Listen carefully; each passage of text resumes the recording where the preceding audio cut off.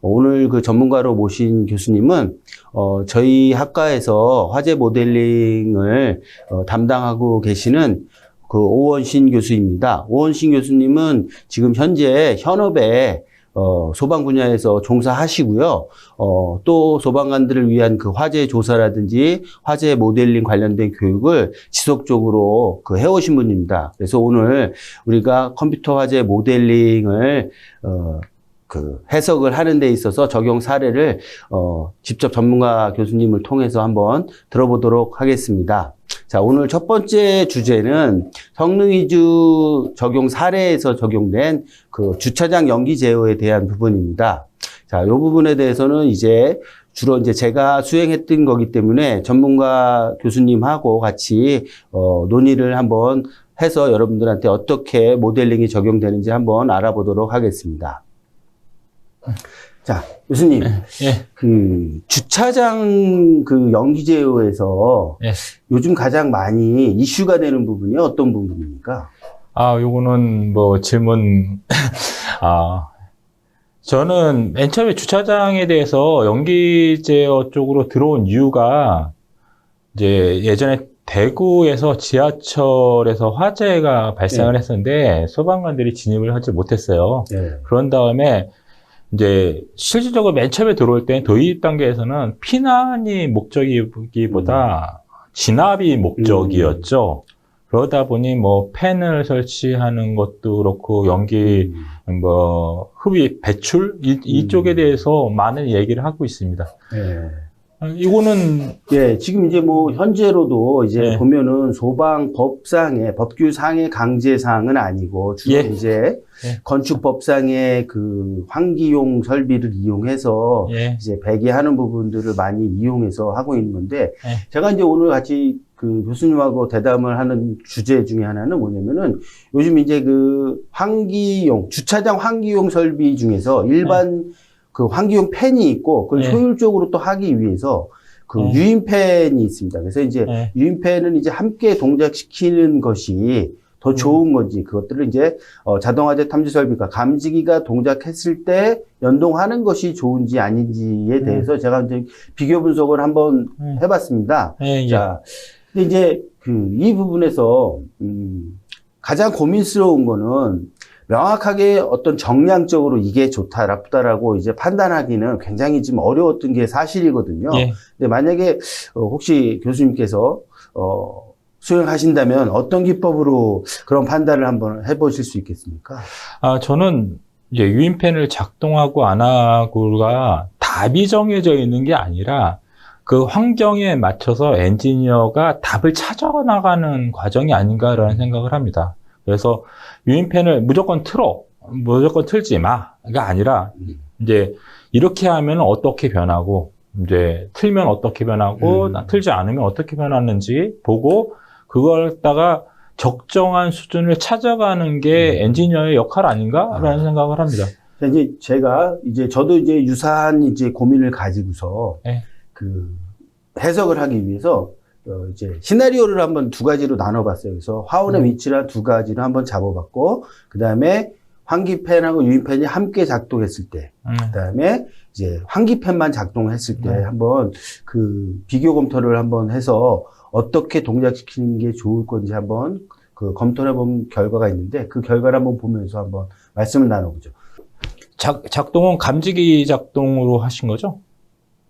일단 화재가 감지가 되면 그때부터 유인팬하고 환기팬이 작동하는 걸로 되어 있는데 그거 설명드리기 전에 이 부지의 건물이 상당히 규모가 큽니다. 거의 한 150m 이상 된다고 보시면 되는데 이 지금 빨갛게 이렇게 표시되어 있는 이런 부분들이 유인팬이 설치가 되어 있는 겁니다. 그래서 이 유인팬들이 전체 수량이 한 50개 정도 되고, 요거는 유인팬 하나의 동작 특성을 보여주는 건데, 보통 유인팬들이 하향으로 5도, 10도 이렇게 설치를 하기 때문에, 그 부분을 집어 넣어서 설치를 해봤습니다.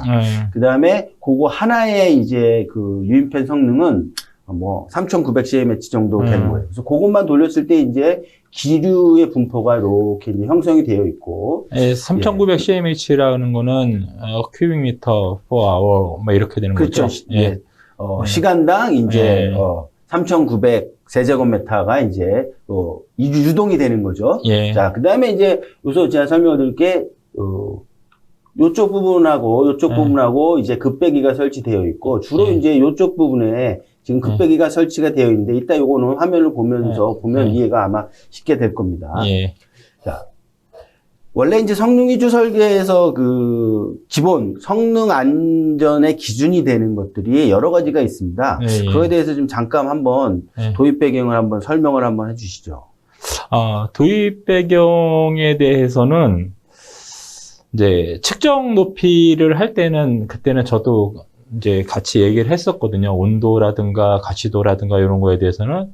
근데 일본이랑 미국이랑 이게 다 달라요. 다 다른데 현재 일본은 어떻게 됐는지 모르겠는데 그때 도입할 때는 이제 거기는 1.5m를 요구를 했습니다. 예. 이제 1.5m까지는 연기가 내려와도 된다. 저희 같은 경우 1.8m로 했는데 그렇게 한 이유가 이제 연기가 내려오면은 코 높이를 기준해서 1.5m를 한 건데, 1.5m를 한 건데, 사람이 연기가 내려오는데 그냥 이렇게 그냥 서서 걸었지는 않을 거 아니에요. 예. 그렇다고 하면은 그 시간에 맞춰서 사람의 행동도 바뀌어줘야 되는 문제가 거론이 됐습니다. 그리고 또 연기가 높이가 내려오면은 머리가 뜨거우면은 그냥 걷지를 않을 테니까 그런 거에 대해서 고심을 했고요. 온도 같은 경우에는 미국이 65도로 돼 있을 거예요, 지금. 65도로 돼 있는데, 이제 온도는, 이거는 성능 위주에서 인명안전 기준이기 때문에 사람마다 이제 그 엔지니어들이 이제 이 정도까지는 내가 요구하는 거다. 이런 식으로. 허용 가능하다. 그런 한계를 주는 거지, 이게 지금 일산화탄소 1400ppm이 안 죽는다. 이런 얘기를 하는 건 아니죠. 그렇죠. 뭐 우리가 독성을 얘기할 때 LC50이다 그러면은 모집단의 50%가 이제 독성에 의해서 영향을 미치는 것처럼 50%는 또 멀쩡하는 거니까. 그렇죠. 그런 개념들이 이제 포함이 돼서 성능 안전 기준으로 도입이 된 거군요. 예, 그렇죠. 자,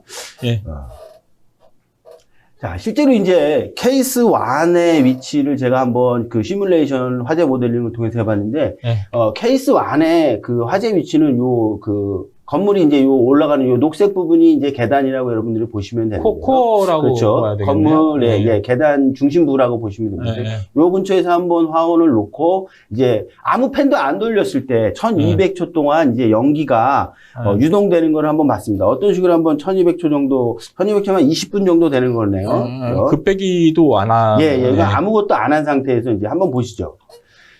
이게 지금 빨리 돌려서 그렇지만 1200초 정도 되니까 건물 전체로 연기가 다 이제 퍼졌네요. 그다음에 이제 뭐 이렇게 램프 쪽으로도 일부 이제 연기가 이렇게 나가는 부분이 보이고 이런 상태면은 거의 이제 진압 전술을 펼칠 수가 없겠네요. 들어갈 수가 없죠. 보통 그렇죠? 들어가는데 보통 공기호흡기가 1시간 정도 쓴다라고 생각을 했을 때 들어가서 이제 이게 이 정도 되면은 1m 정도도 안 보이거든요. 그런 상황, 가시도가 안 나오는데, 근데 들어가가지고 화점을 찾아가지고 진압을 한다는 건 불가능하다고 봅니다. 자, 지금 이렇게 붉게 이렇게 지금 화원이 지금 표시하는 걸 여러분들 볼 수가 있습니다. 자, 그러면 이거는 근데 이제 연소 확대는 되지 않는 형태로 그렇죠. 하신 거네요. 그렇죠. 요와 8메가와트로 아마 제가 입력을 한 걸로 기억하고 있습니다. 자, 그러면 이제 유인팬하고 환기팬하고 함께 돌린 걸 한번 보시죠. 이렇게 1200초를 이렇게 돌리고 나니까 지금 진압 전술을 펼 수 있는 부분이 한 요 정도 부분이 되네요. 그러니까 여기가 그렇죠. 급배기가 이렇게 있어서 이쪽 부분이 조금 가시도가 확보되는 부분으로 되어 있고. 그러면 저 끝에 쪽으로 해서 진입을 할 수가 있겠네요. 그렇죠. 요런 계단을 통해서 내려와서 이제 화점으로 이동할 수 있는 가능성 여부를 볼 수가 있겠네요. 자, 그러면 한번 이제 유인팬을 동작시키지 않고 환기팬만 동작시킬 때는 어떻게 되나 한번 보시죠. 자, 환기팬을 동작시켰을 때가 이렇게 비교를 해보면 확실히 진압 전수를 펼 수 있는 그 공간이 많이 확보된 걸로 보이는데 어떻게 생각하십니까? 이쪽으로 들어갈 수도 있으니까 훨씬 유리하게는 나왔네요. 유리하게 나왔는데 이게 환기팬을 설치를 했기 때문에 이렇게 됐다기보다 네. 환기팬의 적정성을 잘못 잡았다라고 가셔야 된다는 거예요. 이제 환기팬이 설치됐으니까 더 나쁘다. 이렇게만 말하면은 좀 어렵지 않나. 저는 개인적으로 그런 의견이 있습니다. 예. 예. 자, 그러면은 이제 화점을 옮긴 거에 대해서 한번 보시죠. 화점을 옮긴 거에 대해서 보기 전에 한번 세부적인 한번 내용을 한번 보시죠. 예. 이게 지금, 온도에 대한 이제 그 평가를 한번 이렇게 시간에 따라서 한번 한 그래프인데 지금 온도가 60도 기준이기 때문에 이렇게 붉은 선으로 1.8m에서 이제 60도 이상 넘어가는 구역이 이제 온도가 변한 걸 보면은 지금 유인팬을 함께 튼 거가 뭐 거의 비슷하긴 한데 조금 빨리 올라간 것 같네요. 그죠? 조금 빨리 올라간 것 같고 온도 차이는 뭐 크게 없는데 요 두 번째 P2인 것 같은데, 요 P2의 위치를 보면, 이 맥동이 더 훨씬 많은 것 같네요.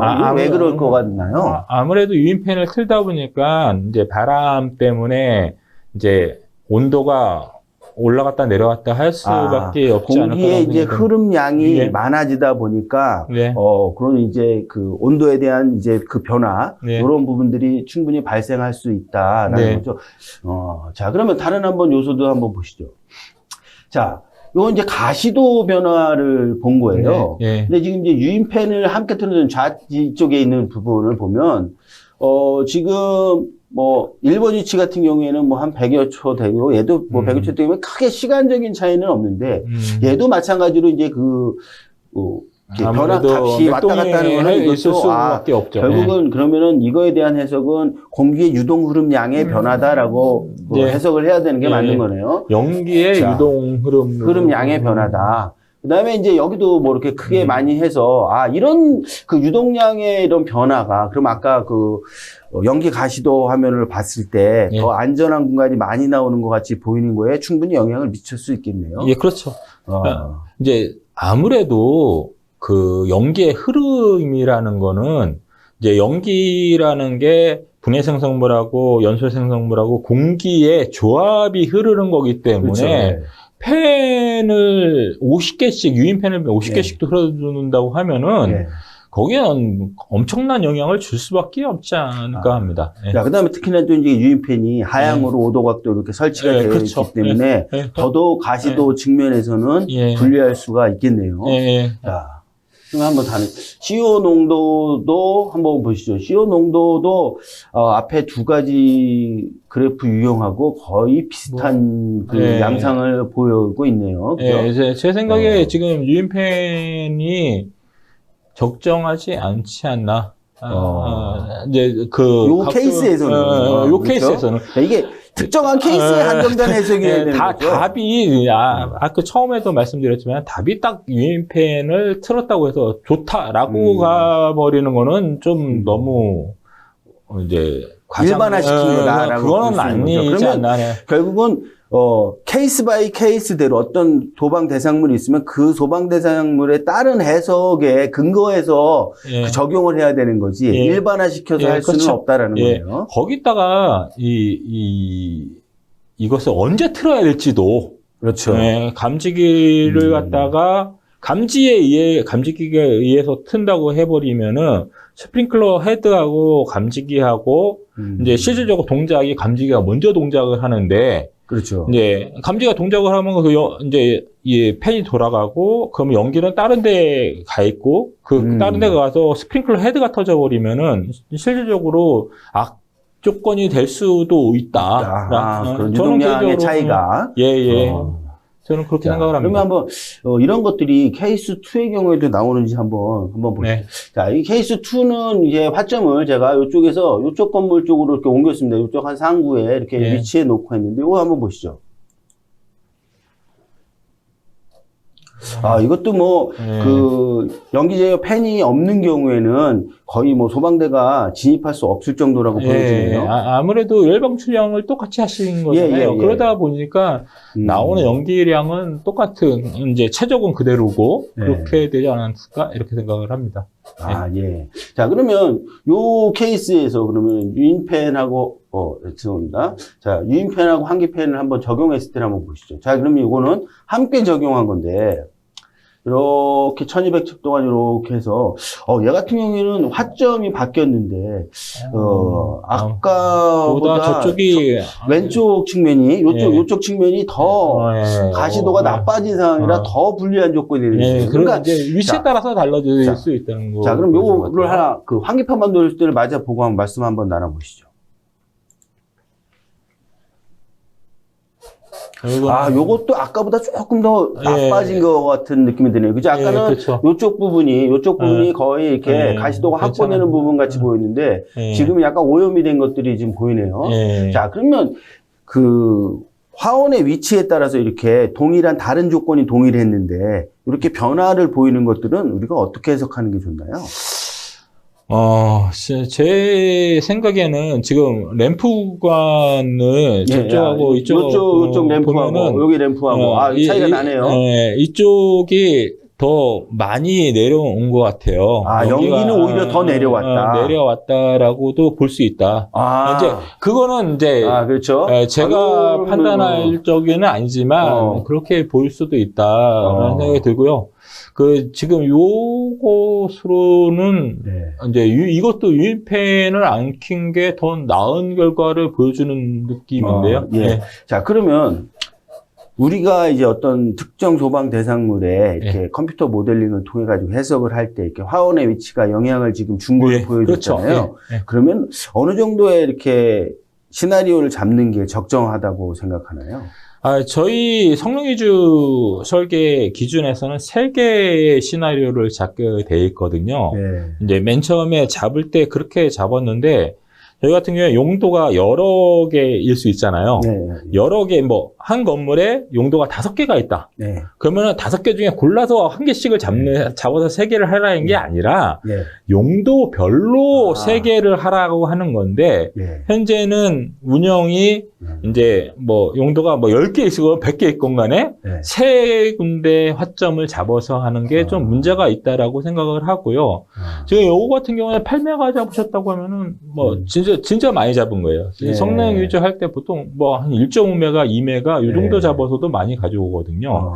그래서 8메가면은 한 차 2대, 3대 이 정도 타는 정도 수준이니까 많이 잡으신 것 같으네요. 자, 그러면 그 용도별로 이제 다 화재 시나리오를 상정해서 이렇게 하는 것들이 적정한 이제 수행 방법이다라고 말씀하셨는데 그 이유는 어떤 이유가 있나요? 이제 화재 발생 장소라든가 장소가 이제 바뀌면은 이제 연기의 흐름이 바뀔 수밖에. 지금 이것도 똑같이 나온 이제 위치만 바꿨는데도 벽 쪽에 있냐, 벽 쪽에 있냐, 중앙에 있느냐, 그리고 또 가연물이 이제 무엇이냐에 따라서 최초의 가연물이 무엇이냐, 아니면 또 지금 이거는 이제 연소 확대가 되는 조건을 하셨냐는 질문을 했었는데 연소 확대가 되느냐 안 되느냐에 따라도 또 이게 많은 차이를 보이니 이제 좀 여러 가지 종류를 갖다 알아보고 케이스 바이 케이스로 다 다르니까 알아보는 게 좋지 않을까?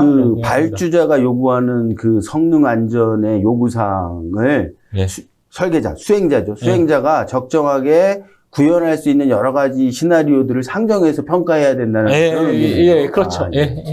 자, 그러면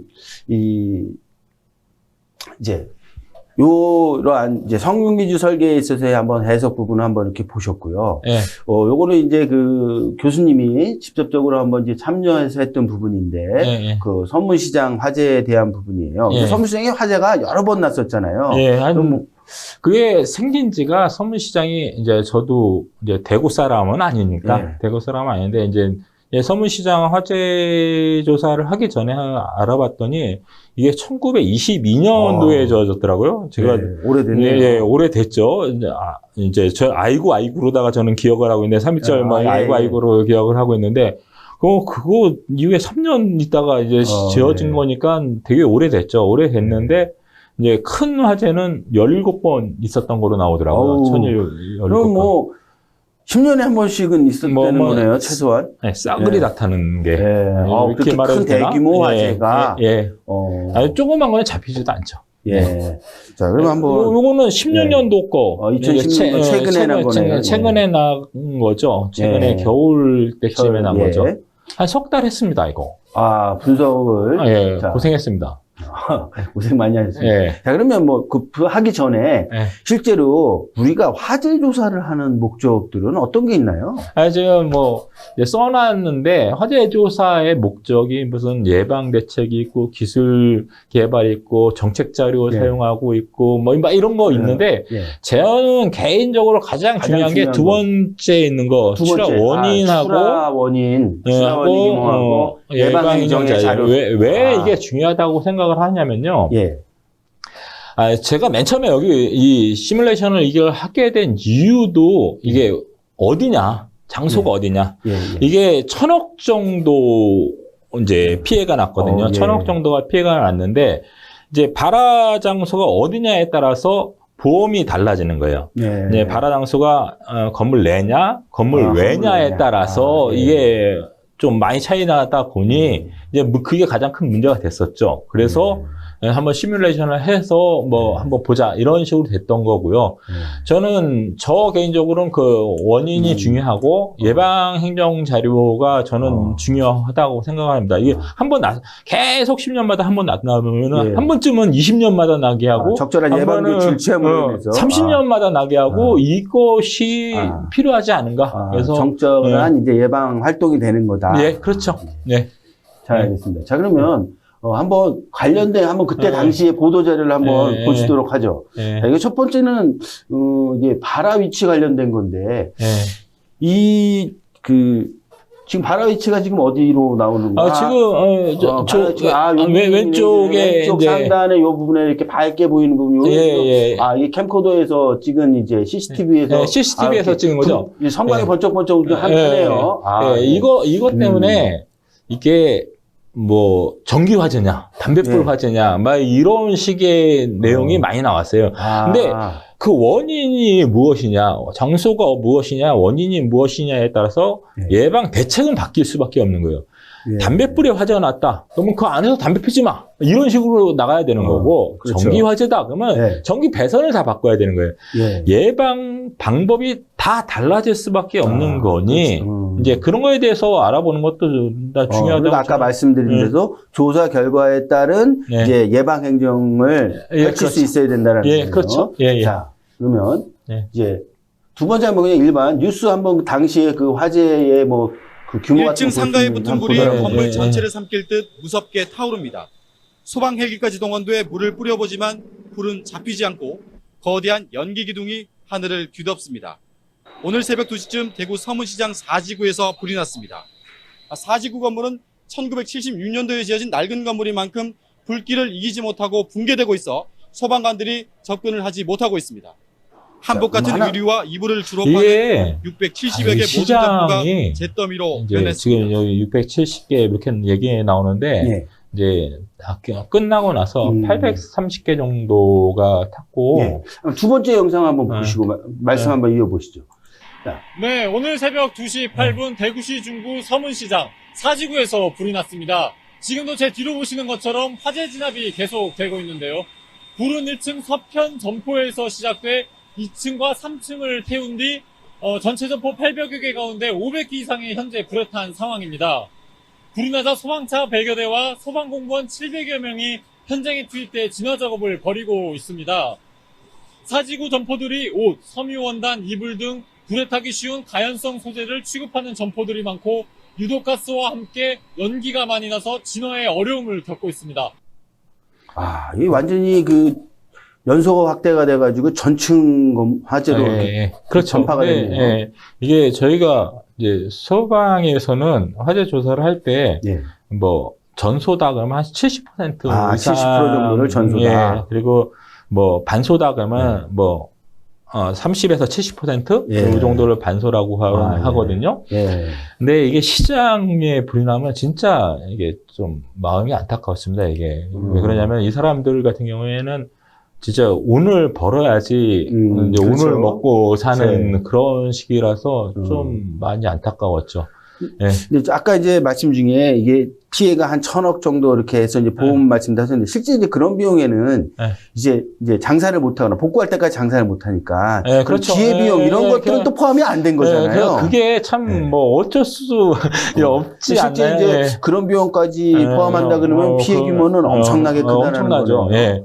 그리고 이게 뭐 823개 뭐 이 정도로 기억이 나는데 이제 한 사람이 한 가정이 한 개의 점포를 운영하기보다는 점포가 여기 같은 경우에는 의류 점포가 많았거든요. 의류나든가 액세서리 이런 게 많았었는데 한 개 점포에 한 2~3명이 근무를 많이 하거든요. 가족 같이 이제 가족이 하기도 하고 종업원을 두기도 하고 그렇다고 하면은 여기에 이 800개 점포가 탔다고 했을 때 그러면은 한 2사람이 근무해도 1,600명이 되고 직접 가역만 2,000명 이상이 되는 그렇죠. 가족이 한 뭐 4인 가족이다 그러면은 뭐 8,000명 이렇게 증가하고 뭐 그런 식으로 될 수도 피해가 있죠. 이게 엄청 큰 거네요. 그렇죠. 자, 그럼 한번 그 시뮬레이션을 이제 시작을 하셨는데 물성치 같은 것들은 어떻게 근거해서 입력을 하셨나요? 이 물성치가 가장 큰 문제였죠. 물성치가 왜 그러냐면은 이제 800개 점포가 다 똑같은 물성치를 가지고 있는 점포가 아니지 않습니까? 그렇죠. 그러다 보니 물성치를 어떻게 집어넣을 것이냐. 이제 가구는 가구대로 집어넣고 옷은 옷으로 이렇게 해버리면은 컴퓨터가 돌지를 못합니다. 이거는 이제 하지 말자는 얘기뿐이 안 돼요. 그런데 이제 이게 불이라는 게 어떻게 보면은 산화 반응이거든요. 연소니까 산화 반응이란 말이에요. 이제 물건이 타려고 하면은 무조건 산소가 있어야 돼요. 그렇죠. 그래서 물건에 대해서 물건의 물성치 이거는 러프하게 집어넣어도 산소 쪽 개구 조건에 대해서는 좀 제대로 집어넣어서 어느 정도 이제 맞춰주자 이런 쪽으로 많이 했습니다. 그리고 알 수 있는 것은 다 제대로 집어넣으려고 했죠. 뭐 머티리얼 윈도우라든가 이런 거. 구체적으로 여기 이제 머티리얼 중에 이제 그 의류 같은데 의류의 이런 구체적인 뭐 열 전도도라든지 밀도라든지 비열이라든지 이런 것들은 이제 어디에서 우리가 참고해서 할 수 있는 건가요? 이거는 NFPA 저희 같은 경우 저희 나라는 별로 그런 거에 대해 관심이 많이 없는데 기초 데이터가 아직 안 돼 있는 거고 기초 데이터를 찾기 좀 어려웠고 해서 NFPA 핸드북을 많이 참조를 했습니다. NFPA 핸드북. 그러면 이제 실무하는 사람들도 이런 물성에 대한 자료를 보려면 NFPA 핸드북을 참고해서 찾아갖고 하면 되겠네요. 그렇죠. 열방 출량 같은 경우에는 이런 거는 진짜 좀 쉬운데도 좀 그냥 지금 이거 단위 면적당의 열방 충량 요거 이런 부분들도 이제 국내에는 이제 자료가 부족하다라는 그렇죠. 그렇죠. 그래서 그런 거에 대해서는 좀 잘 생각을 했으면 좋겠다라는 생각이 들고요. 뭐 그리드 셀 사이즈라고 해서 격자 크기를 집어넣은 건데요. 격자를 이게 운동장보다 더 크더라고요. 대구 서문시장이 자, 그럼 이 격자는 좀 이따가 제가 한번 다시 다음 질문을 드리고요. 화재 조사를 이제 시뮬레이션 하기 전에 여러분이 이제 그 비디오라든지 이런 것들 영상 자료라든지 이런 걸 통해 가지고 그다음에 진압대원의 진술 이런 것들을 통해 가지고 사전에 많이 분석을 하시잖아요. 그렇죠. 그런 것들은 이제 타임라인이라고 하는 건가요? 타임라인이라는 게 어떤 이벤트를 얘기를 하는 거예요. 이벤트를 이제 문을 개방했느냐, 어떤 시간에 이제 감지기가 작동했고, 어떤 시간에 문을 개방했고, 어떤 시간에 물을 뿌렸고, 요거에 따라서 화재 현상이 변할 수밖에 없는 거고. 그러니까 화재 영향을 줄 수 있는 중요한 이벤트라는 것들을 영상 자료라든지 진압대원의 진술 이런 것들을 통해서 시간대별로 이렇게 정리해 놓은 것들을 우리가 타임라인이라고 하는군요. 뭐 소방관이라든가 민간 이제 관계인들이 말하는 게 약간 이제 맞춰보다 보면은 시간 개념이 약간씩 다 다르잖아요. 그렇죠. 그런데 이렇게 맞추다 보면은 이렇게 껴 들어가는 데가 딱딱 맞는 데가 있어요. 그러니까 진술을 다 듣고 그걸 갖다 정리를 하는 게 타임라인이라고 보시는 게 좋습니다. 그럼 나중에 이제 이런 타임라인하고 시뮬레이션 한 거하고는 어떻게 이렇게 맞춰보나요? 이제 개구 조건 같은 거는 타임라인에다가 집어넣어서 하고요. 그리고 감지기 동작이라든가 이런 거 같은 경우에는 내가 맨 처음에 화점을 갖다가 얼마나 크게 줬는지에 대해 따라서 감지기의 동작 시간이 바뀔 수밖에 없으니까 내가 이제 너무 많이 차이가 나면은 결국 이제 그 열방 출량, 초기 열방 출량을 줄이는 형식으로 해가지고 감지 시간하고 맞추는 형식으로 저는 하고 있습니다. 예, 그래요? 예. 그러면 이제 주요한 한번 타임라인을 한번 보시면, 0초에 이제 이게 불꽃이 감지된 거는. 아까 CCTV에 나온 그것을 얘기하는 겁니다. 180도 정도의, 이제 북쪽에서, 북쪽 방향으로 15m 하향을 확인됐다. 240초에서 2층으로 갔다. 그죠? 300초에서 이제 뭐 2층을 진입 시도를 했다라는 거죠. 근데 강압력이 못 들어갔다는 거예요. 들어가지를 지금 이게 300초면은 이게 5분도 안 되는 거거든요. 그렇죠. 실질적으로. 그리고 이제 지금 1분 정도, 1분 30초에 15m의 화염을 봤다. 이런 거가 일반적인 전기 스파크에서는 일어나기가 진짜 쉽지 않은 거. 그런 이제 특징을 가지고 있는 거네요. 타임라인의 특징을. 자, 그렇죠. 그러면 이제 이걸 분석하기 위해서 그러면 어떤 케이스로 그 유형을 나눠서 분석을 했나요? 제가 이거 시뮬레이션 할 때 가장 원했던 건 그겁니다. 화점이 안에냐, 밖에냐. 자판 아니냐, 건물 내냐, 왜냐. 그리고 스프링클러가 거기 다 설치가 돼 있는데 스프링클러가 작동했느냐, 안 했느냐. 요런 거 쪽이었습니다. 그래서 케이스를 둘로 첫째 나눈 게 어디가 안 했다 한번 집어넣고 밖에다 한번 집어넣고 그리고 그다음에 스프링클러가 동작했는지 안 했는지 이렇게 제가 지금 다 있으면 오퍼레이팅으로 쓸 것 같은데 좀 안타깝습니다. 네, 그리고 지금 요거는 구조체 같은데 지금 시장 전체를 한 건가요? 아니면 사지구를 하신 건가요? 사지구가 이게 이제 크기가 너무 크다 보니 이제 요구하는 시간이 있으니까 좀 잘라서 4분의 1, 3층까지 해서 4분의 1까지, 3층까지 이렇게 해서 했습니다. 그리고 요 지점이 붕괴가 됐어요. 요 지점이. 요 지점이 붕괴가 돼가지고 이 지점은 할 수가 없었고요. 그리고 저 사우스 바깥이고, 인사이드고, 화점을 갖다가 거기에다 잡았을 때가 이렇게 한 거예요. 저 사우스라고 써져 있는 데가 아까 TV 영상에서 뭐 계단 있고 막 이런 데가 보이는 데가 그쪽입니다. 그리고 지금 이거는 벽체가 이렇게 보이질 않는데 벽체가 이제 니은자로다가 있는 거죠. 지금 벽체가 있는 형식이고요.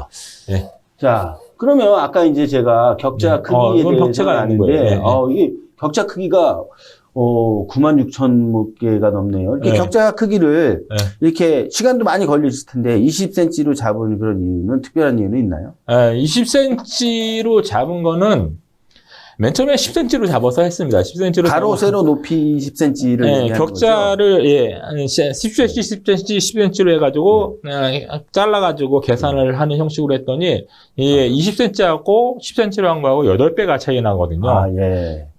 그러다 보니 이게 너무 느린 거예요. 너무 느려가지고 할 수 없이 이제 그 상황에 맞춰서 하다 보니 20cm로 격자를 자르게 됐죠. 실제로 이건 이제 그 3층 건물인가요? 3층 건물 전체를 다 이제 구조체가 완성된 그런 모습이니까 그렇죠. 화원님 얘기. 화원이고 맨 끝에는 자판 있는 형식이었죠. 거기서 이제 나오는 여기서 화점에서 나오는 열박 중량은 단위 면적당 1670kW 정도 사이즈로 준 거고. 1600 정도 된다고 하면은 보통 쇼파 3개짜리가 있지 않습니까? 3인용 세트, 3인용 쇼파. 3인용 쇼파가 한 3,500 정도 나옵니다. 그럼 그거 반 정도 사이즈. 반 정도의 열방 출량 정도로 생각하시면 됩니다. 생각보다는 큰 건 아니네요. 그거는 제가 원하는 것을 집어넣는 게 아니라 실질적으로 이제 NFPA에 나와 있는 그것을 집어넣고요. 그리고 평균 열방 출량을 집어넣을 때 이게 면적이 커지면은 열이 많이 나올 거지 않습니까? 그런데 그거 갖다가 집어넣을 때는 임의로 집어넣긴 했는데 한 1리터 정도의 휘발유 정도가 뿌려졌을 때 어느 정도 면적이 하나 이런 걸까지 뿌려지나까지 생각을 해서 고려를 그런 해서 분석을 해서 이제 이 정도가 적정한 레퍼런스가 되겠다라고 판단을 하신 그렇죠. 거네요. 그렇게 해서 집어넣습니다. 네. 자, 이제 요 그림은 이제 그 케이스 1번. 그러니까 케이스 1번이라는 거는 이제 그 건물 내에서 화재가 발생했다는 걸 의미하는 거죠. 예, 그렇죠. 그 조건에서 이제 스프링클러가 작동된 조건. 예. 근데 요 지금 그 캡처 화면은 어떤 것을 의미하나요? 예, 요거는 지금 연기 감지기, 이 안에는 다 연기 감지기로 설치를 했더라고요. 그래서 연기 감지기가 지금 5초에 작동한 걸로 되어 있는데, 예. 저희 검정 기준은 이게 보통 한 30초 이렇게 잡거든요. 예, 그래서 요거에 대해서는 큰 의미는 없지 않나라는 생각은 저는 개인적으로 합니다. 근데 요거 지금 파란색으로 보이는 게 파란색으로 보이는 게 지금 스프링클러 헤드가 터져가지고 이제 물이 방출되는 것을 물의 입자. 예, 그렇죠. 예, 예. 검은 건 그럼 뭔가요? 검은 거는 이제 연기 입자를 보이는 거죠. 연기 입자를. 그럼 이렇게 지금 보호 같은 거 같은데 요 보호 부분들 이렇게 다 집어넣어서 이제 해석을 하신 거예요. 예, 그렇죠. 건물 콘크리트라든가 이런 거에 대해서 이제 지금 콘크리트 같은 경우에 제 기억에 회색으로 했고요. 예. 이제 지금 이제 가연물이 되는 건 색깔을 집어넣는 형식으로 했습니다.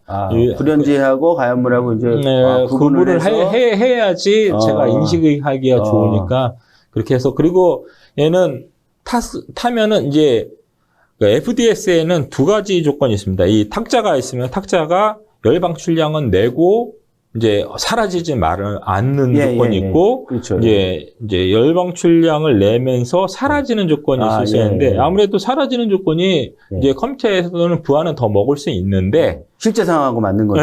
그리고 연기의 흐름을 얘가 막을 수가 있잖아요. 화염의 높이 이런 것도 달라질 수 있으니까 그렇죠. 가연을 타면서. 그래서 이제 사라지는 조건으로 그렇게 해서 운영을 했습니다. 지금 이제 결과는 어떻게 나왔나요? 결과는 2개 개방됐습니다. 2개. 그럼 우리가 통상적으로 얘기하는 뭐 스프링클러가 2-3개 정도 되면 웬만한 크기의 화재는 컨트롤되거나 진압된다라는 부분들도 이 시뮬레이션에서 그대로 보여주고 있는 거예요. 그렇죠. 그렇죠. 자, 그러면 그 다음에 이제 두 번째 시나리오인데, 1번 시나리오가 그 발화원이 내부에 있고 스프링클러가 미작동됐을 때, 이때는 그럼 어떤 결과가 나왔나요? 이때는 지금 여기 다 써놨는데, 이착대가 내부 진입 시도했으나 스프링클러 미작동 시 화염이, 건물 내부로, 이제, 지금 요거 같은 경우에는 미작동을 해버리니까, 제가 이게, 이제 전혀, 이제 몇 초가 아니라 그냥 쭉 가버리는 형식이 돼버리더라고요. 화원이 이제 연소 전파가 엄청 너무 빨라가지고 그러면 이제 연소 전파가 일반적인 이제 구획된 생태가 아니기 때문에 그렇죠. 그다음에 가연물도 아까 얘기했던 옷이라든지 이런 부분들이 많기 때문에 급속하게 지금 확대가 화염 전파가 된 거죠. 그렇죠. 188초 이후에는 거의 내부 진입이 불가할 정도로 이제 전파가 된 결과가 나오고 1층도 아까 이제 타임라인에서는 2층에 한 300초가 그랬었는데 그거보다 훨씬 빠르게 그래서 그러면 요 결과는 우리가 이제 진술이나 영상 자료를 통해서 확보했던 거하고 부합되지 않는 거네요. 안 되는 것을 확인을 했죠. 그러면은 내부에서 스프링클러가 작동하지 않은 조건은 적정한 화재의 화점 시나리오는 아니다. 그렇게 저는 판단을 했습니다. 자, 그러면은 이제 요거는 이제 이거는 이제 제가 이 4분의 1을 잘라서 했다고 말씀드렸는데 이제 끝에를 가봤어요. 끝에 가봤더니 4분의 1 그쪽 끝에 4분의 1 끝에가 아니라 맨 끝에를 가서 맨 끝에 건물의 맨 끝에 봤는데 이제 건물의 맨 끝에 봤는데 여기는 지금 안 탔잖아요. 그대로 화염이 전파되지 않았네요. 미작동을 했더니 이제 끝에까지 전파가 된 것을 볼 수가 있었죠. 그러면 북동쪽이라고 그러면 실제로 내부에서 스프링클러가 화재가 발생 안 된 거는 이러한 증거 사진을 통해서 정확한 화재 원인은 아니다라고 화재 시나리오가 아니다라고 이제 배제할 수 있는 그런 근거가 그런 식으로 저는 갔습니다.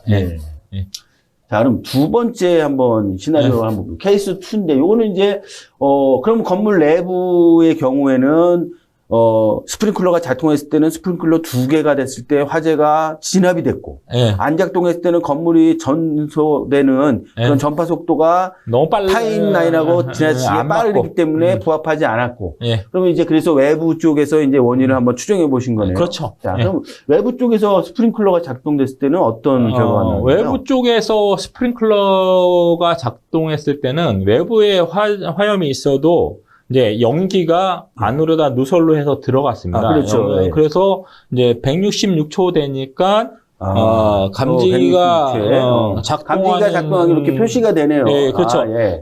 이제 약간 이쁘장하게 좀 나오기도 해요. 요즘은 이게 컴퓨터가 좋아져가지고 이런 것도 하더라고요. 근데 그리고 그때쯤에 화원의 크기는 저 정도가 되더라고요. 화원의 1층 크기는 정도 천장까지도 이렇게 화염이 가는 그런 그렇죠. 모습을 보여주고 있네요. 그렇죠.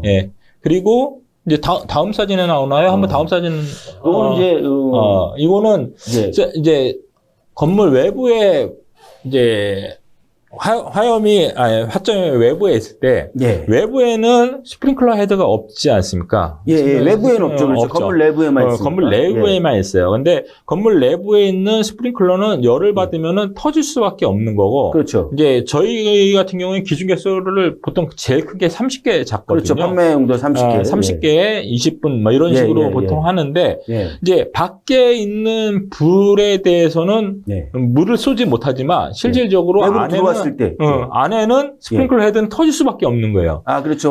그쪽까지 전파가 됐으니까. 그러니까 안에는 어느 정도 막죠. 어느 정도 막고 밖에는 계속 연소 확대가 되는 형태가 되고. 그런데 이제 궁금한 게 아까 이제 내부에서 동작했을 때 2개의 스프링클러가 동작했을 때 진압이 됐잖아요. 근데 외부에서 화원의 위치가 바뀌어서 실내로 이제 연소 확대가 됐는데 이때는 왜 그 화가 컨트롤되지 않았을까요? 화재가? 이때 이제 실제 안쪽 거는 어느 정도 컨트롤 하겠죠. 맨 처음에. 근데 이제 문제가 안에가 어느 정도 계속 연기는 계속 들어오고 그러면 스프링클러 헤드는 계속 더 터질 거고 그런데 우리는 기준 개수를 30개를 잡아놨어요.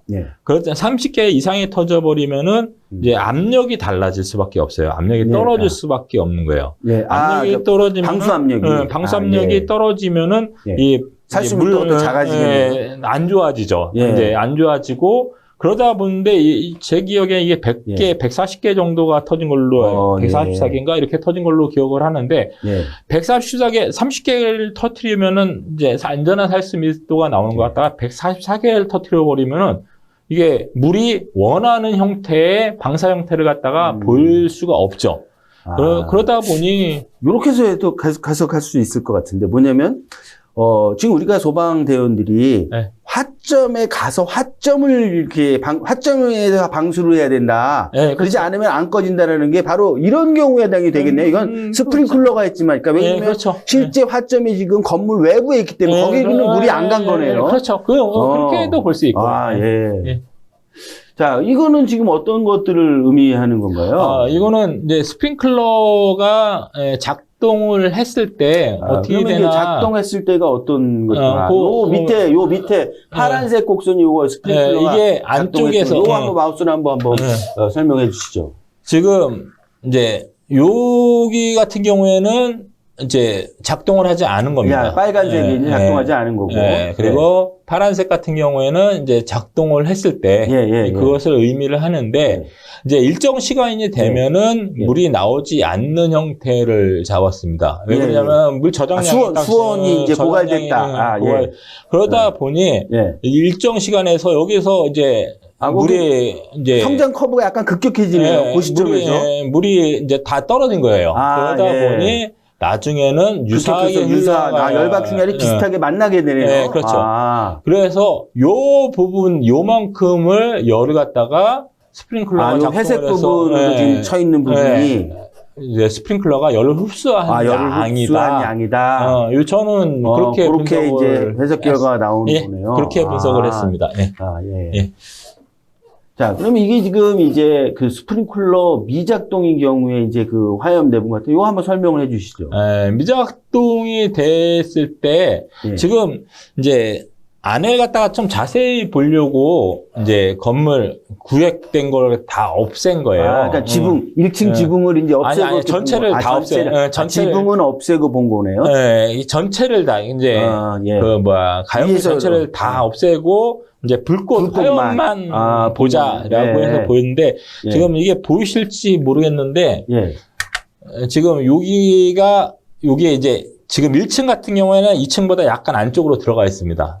안쪽으로 약간 들어가가지고 이게 불꽃이 위쪽으로 올라오는 것을 연소 확대되는 위쪽으로 올라와서 이제 안쪽으로 들어갈 수 있는 것을 보여주는 거고요. 여기는 좌판을 보여주는 것 같아요. 좌판이고 이제 지금 위쪽 방향으로 연소 확대가 이제 진행되는 것을 보여주는 겁니다. 그럼 요 시간대가 한 224초로 지금 보여지는 것 같은데 캡처 화면을 제가 자세히 보니까 요때 그러면은 우리 소방대원이 이착대가 도착해서 진압 활동을 하고 있을 때잖아요. 안으로다가 진입하고 이제 타임라인에서 안으로 진입하고 이제 너무 뜨거워서 다시 나오고 막 이런 것을 얘기를 하는 거죠. 그거하고 그러니까 맞아의 그 진술하고 시뮬레이션 시간하고는 비교를 해봤죠. 그거 어느 정도 맞든가요? 네, 어느 정도 맞죠. 맞으니까. 그러면 이제 요게 그러면은 가능성이 있네. 이런 시나리오가 그런 식으로 가는 수가 거죠. 있었겠네요. 이제 그런 것을 보려고 하는 거죠. 지금 스프링클러 미작동 때는 이제 진입대를 이착대가 들어갈 수 있었나 없었나. 그리고 스프링클러가 지금 현재 미작동 때는 언제쯤이 들어갈 수 없었다. 그러면 작동했을 때는 언제쯤 이런 게 이제 지금 이제 특정 시간 내에서의 그 화염 조건이라든지 가시도 조건 이런 것들을 알아야 되기 때문에 존 모델이나 이런 걸로는 전혀 평가할 수 없는 그런 엄청 힘들죠. 그런 거는 엄청 힘들죠.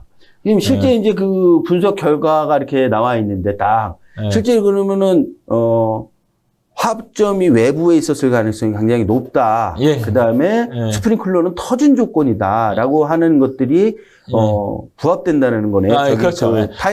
타임라인하고 이제 나중에는 이제 다 돌린 다음에 어느 게 더 맞는지에 대해서 찾아가는 거죠. 이게 이제 지금 921번이 NFPA는 921번이 화재 조사인데 화재 조사에서 오리지널 파이어가 있고 영어 나오면 다 끄는 거 아니에요?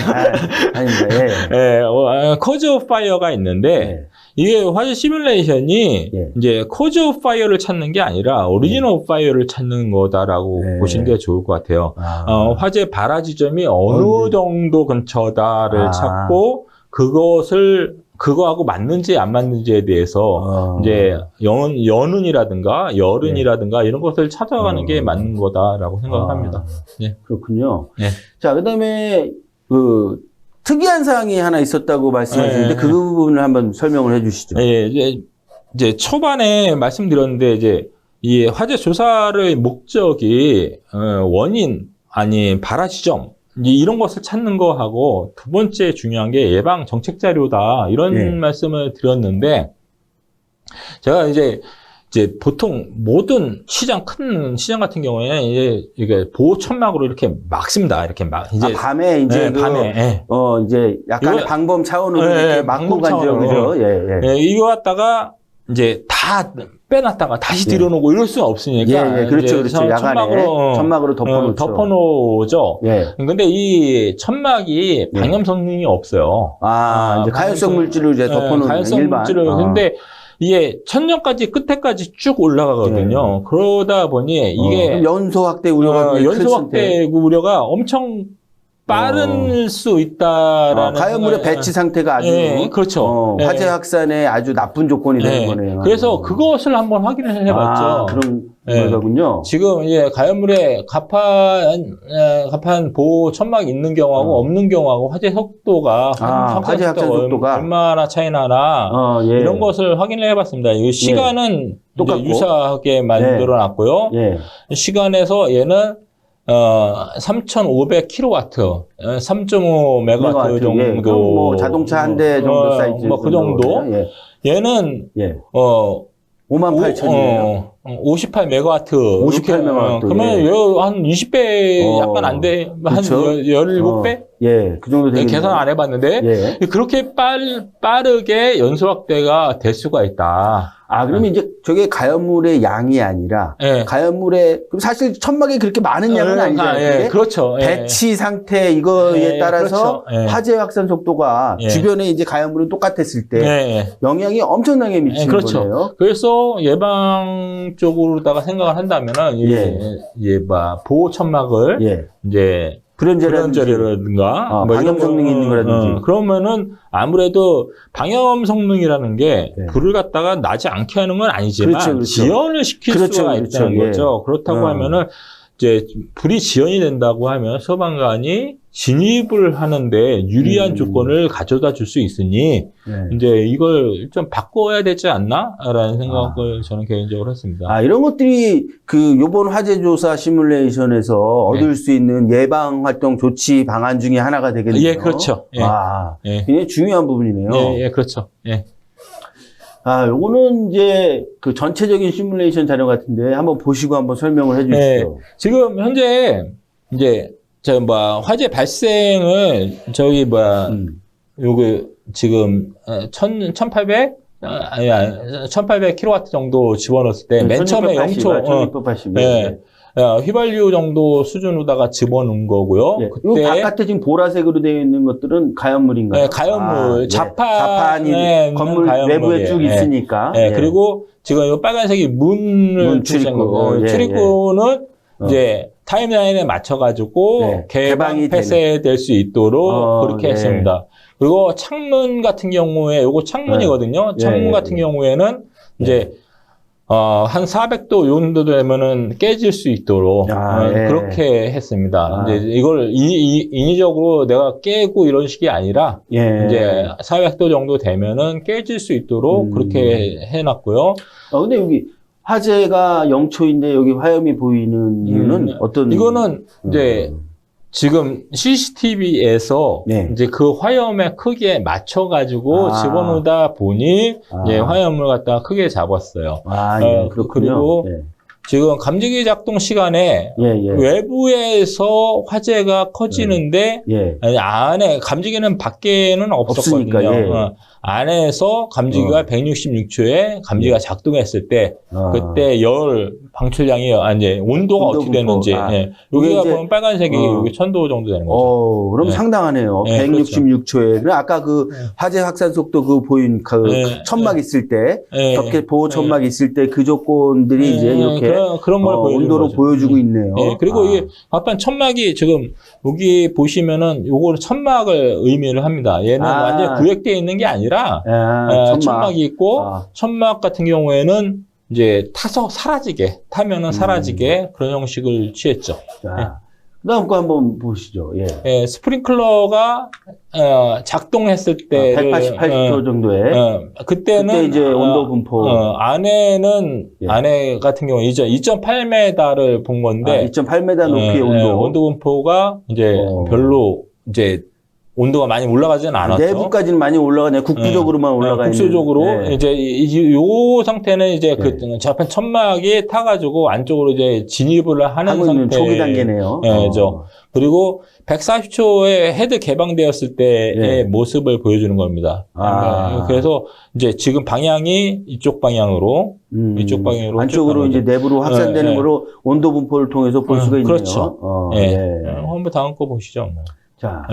416초. 416초 정도 되니까 이제는 이제 스프링클러 헤드에서 물의 방수가 다 끝났을 때쯤 됐을 거예요. 그때쯤 됐을 때. 이제 아무래도 20분 동안. 개수가 많으니까. 20분 동안이야 되지만 얘는 지금 144개가 터졌다고 하면은. 그렇죠. 아무래도 물이 더 빨리 떨어질 거 아니에요. 그렇죠. 그러다 보니 이때부터 이제 급격하게 연소 확대가 되는 시점이라고 볼 수가 있습니다. 그때 이제 옆에 있는 옆에도 이제 지금 인근에 있는 이제 그것도 이제 복사열이라든가 이런 거에서 이제 화재 연소의 가능성이 연소 확대가 되는 그런 형태로 볼 수가 있습니다. 이게 상당히 400초 내 이 정도면 굉장히 많은 그렇죠. 그 화재 확산 속도를 가지고 있고 그렇죠. 그 주요 원인이 지금 아까 그 가판을 보호하려고 예, 쳐진 그렇죠. 그게 예. 가장 많은 영향을 예, 줬다라고. 그게 큰 영향을 줬고요. 예. 그리고 저는 이건 개인적인 의견, 예. 제 개인적인 의견에는 이건 방화다. 방화가 아니면 이렇게 될 수가 없다라는 생각을 저는 개인적으로 합니다. 방화의 가능성이 외부의 화점이기 때문에 예. 외부에는 이제 예. 점화원의 가능성이 예, 별로 없기 때문에 그렇죠. 이제 예. 그러면 이제 가연물은 있었지만 이제 방화로 추정할 수 있는 시나리오가 예. 오히려 타임라인에 부합됐다 이렇게 그렇죠. 보시는 거예요. 그렇죠. 아무래도 예. 이제 NFP에서도 921번 보면 뭐 화재 조사를 과학적 화재 조사 뭐 이런 거에서 볼 때 예. 자료 수집을 할 거 아니겠습니까? 그렇죠. 예. 자료 수집을 해서 데이터를 갖다 분석을 하고 가설을 세우고 가설을 검증하는 거거든요. 근데 이게 가설을 검증할 때 이제 이 데이터에 점화원이 없더라고요. 예. 점화원이 없고 담뱃불에 의해서 이런 얘기가 가장 많이 나왔는데 예. 담뱃불에 의해서는 이제 시간 타임라인이 또 안 맞아버리고 이러다 보니 이제 방화일 수밖에 없겠다라는 추정을 하시는 거죠. 예. 그렇죠. 제가 오늘 긴 시간 동안 이렇게 좋은 말씀 나눠주셔서 반갑고요. 끝으로 우리 이제 이런 화재 조사를 컴퓨터 모델링으로 이렇게 수행을 하려고 하는, 그 다음에 아니면 성능 위주의 그런 실무를 하려고 하는 친구들한테 부탁하고 싶은 말씀 있으면 한마디 해주시죠. 이게 시뮬레이션을 하는 게 이제 어떤 툴을 사용하는 게 중요한 게 아니라 화재 역학을 아느냐 모르냐가 저는 개인적으로 되게 중요하다고 생각합니다. 이게 시뮬레이션을 돌린 다음에 얘가 제대로 됐는지 안 됐는지 정확한 해석. 분석을 하는 거는 사람의 몫이 될 수밖에 없거든요. 이제 컴퓨터는 인풋에 대한 결과를 보여주는 거지 분석을 하는 거는 아니지 않습니까? 분석을 사람이 해야 되는 거거든요. 실질적인 이게 옳다 그러다, 이게 맞다 안 맞다, 이거는 판단은 사람이 하는 거고 얘는 주어진 데이터에 대해서 결과값을 보여주는 거다. 이렇게 생각을 하는데 현재는 이 툴을 사용하는 거에 이제 사람들의 포커스를 맞추고 있지 않은가. 그래서 그것을 좀 바꿔서 이제 내가 화재 역학에 대해서 좀 더 많이 알고 연소공학이라든가 화재 역학에 대해서 많이 공부를 하신 다음에 그 다음에 툴을 사용하는 게 맞지 않나. 이제 한글을 갖다가 칠 때 한글 갖다가 뭐 한 500타 1000타 친다고 해서 이 사람이 이제 보고서를 잘 만드는 건 아니잖아요. 그렇죠. 근데 보고서를 잘 만들려고 하면은 보고서에 대해서 어떻게 흐름을 잘 알고 그 내용을 충분히 숙지하고 그렇게 가시는 게 맞지 않은가라는 생각을 합니다. 충분한 이제 화재 역학적인 그런 해석에 기반해서 이제 툴로서 시뮬레이션을 해야 되는 거다라는 그런 말씀입니다. 자, 오늘 감사하셨고요. 다음에도 또 이런 좋은 케이스면 모시도록 하겠습니다. 오늘 수고 많으셨습니다. 예.